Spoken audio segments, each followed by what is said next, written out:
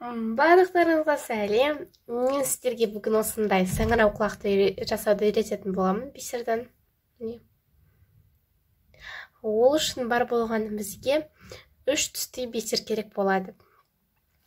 Ол ең бастысы қызыл мен ақ. Ол саңырау құлақты жасау үшін саңырау құлақтың сыртқы жағын жасылмен толтырамыз. Бұл видеодан бастамай тұрып, лайк басып, комментарий жазуды ұмытпаңыздар. Және де менің жаңадан шыққан видеоларымнан қалқымас үшін подписка жасап, колокольчикті басуды ұмытпаңыздар. Енді біз 30 см лесканы алатын боламыз.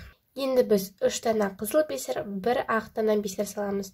Сосын пустой тұрған лесканың соңын ақ түсті бисердің ішіне кіргіземіз. Сосын кішкене тартамыз. Сосын біз лескалардың соңдарын бірдей қылып қоямыз. Тартамыз. Сонда бізде осындай өте секунды саңырау құлақ шығады. 4 дана жасыл бисер саламыз. Сосын 3 қызыл, 1 ақ бисер саламыз. Сосын осы лесканың соңын бірінші салған ақ бисердің ішіне кіргіземіз. Тартамыз.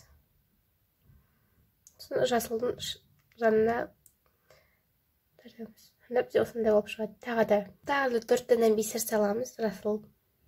Сосын 1 ақ, 3 қызыл саламыз. Сосын осы лесканың соңымен бірінші салған ақ бисердің ішіне кіргіземіз.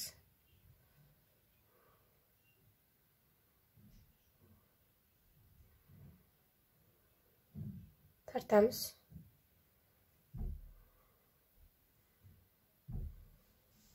Төрт дана жасыл бисер тағы да. 1 ақ, 3 қызыл саламыз. Сол лесканың соңымен сол салған ақ бисердің ішіне кіргіземіз. Тартамыз.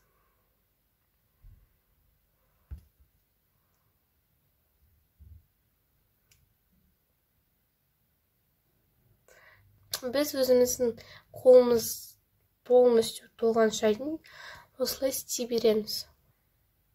Енді біз барлығын толтырып шықтық. Енді мен мына жерге 4 жасыл түсті бисер алдым.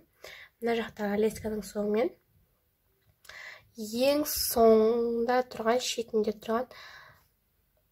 ең шетінде тұрған жасыл түсті бисердің ішіне кіргіземіз. Осындай болып шығады. Кеммен 3 рет байлаймыз.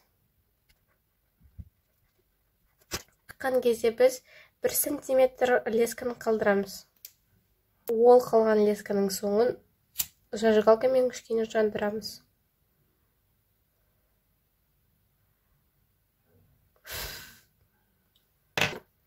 Сонда менде осындай саңырау құлақтары шықты, қараңыздар. Өте секунды. Сіздерге менің видеоны ұнасам, лайк басып, комментарий жазуды ұмытпаңыздар. Және де жаңадан шыққан видеоларымнан қалып қалмас үшін подписка жасап, колокольчикті басып кетіңіздер. Мен сіздермен қоштаспаймын. Келесі кездескенше сау болыңыздар.